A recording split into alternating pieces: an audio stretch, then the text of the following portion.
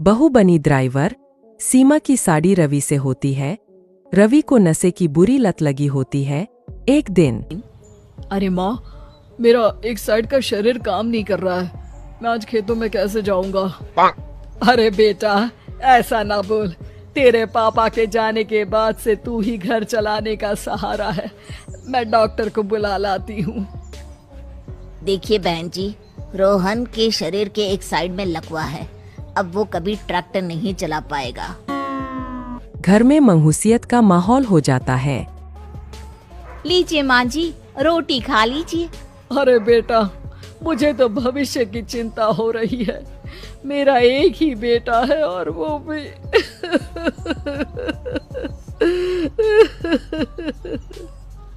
माँ जी, आप चिंता न करें। जब तक ये बीमार है मैं खेत जाकर काम कर लिया करूंगी। वैसे भी नशे के कारण इनका शरीर काफी कमजोर हो गया है।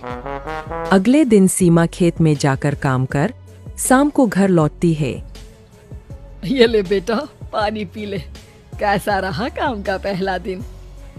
माँ जी, काम तो ठीक है, लेकिन मैं अगर ट्रैक्टर चलाना सीख लूँ ना तो काम और भी आसान हो जाएगा।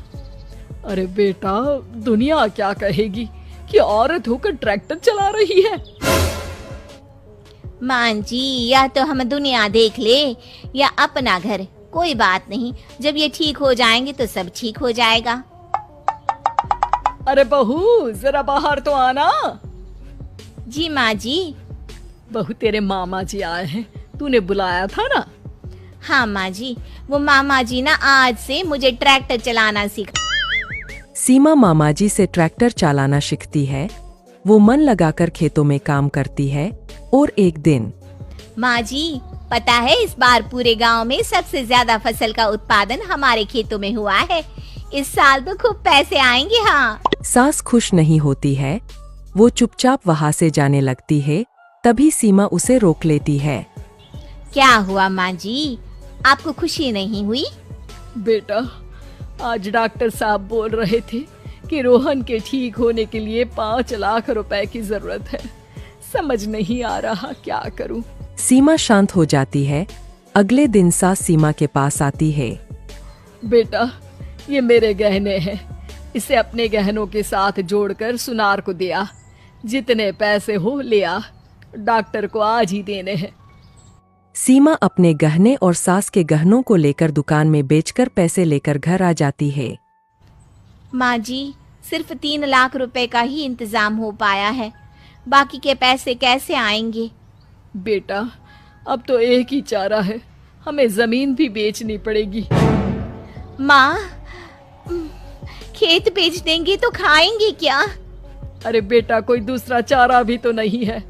रोहन ठीक हो जाए तो वो मेहनत करके इससे भी बड़ी जमीन ले लेगा। सास बहू मिलकर खेत भी बेच देते हैं। अब पूरे पैसे लेकर सास डॉक्टर के पास जाती है। डॉक्टर साहब, ये लीजिए सारे पैसे। बस किसी तरह मेरे बेटे को ठीक कर दीजिए। आपका बेटा ठीक तो हो जाएगा, लेकिन 6 महीने का समय लगेगा। सास बहू सोच में पड़ जाते हैं कि अब तो कोई जारिया भी नहीं रहा जहाँ से उन लोगों की कमाई हो। अब कमाएंगे नहीं तो खाएंगे क्या?